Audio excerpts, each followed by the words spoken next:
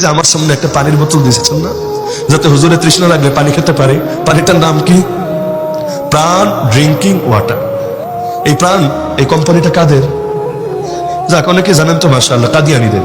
যদি ইমানি গায়রত থাকতো, দরকার ছিল কি জানেন? আমি স্টেজে ওঠার আগে যারই নজরে পড়েছে এটা ধরে এভাবে নিচে ছুঁড়ে ফেলবেন যে কাদিয়ানির পণ্য একটা মাহফিলের টেবিলে থাকে।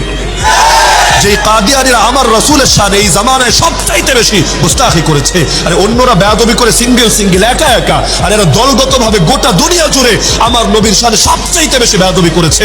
আমার নবীর খাতমে নবুয়তের চাদর ধরে তারা হাজরা করেছে। আর আমার নবীর ভাষায় এদেরকে দাজ্জাল বলে। রাসূল বলেন কিয়ামতের আগে 30টা দাজ্জাল আসবে যারা নিজেকে নবী বলবে, অথচ আমি সর্বশেষ নবী, আমার পর আর কোনো নবী আসবে না। তো কাদিয়ানীদেরকে ভালোবাসতে হবে না ঘৃণা করতে হবে? ওদের পক্ষে দাঁড়াতে হবে না ওদের বিপক্ষে যুদ্ধের ঘোষণা দিতে হবে?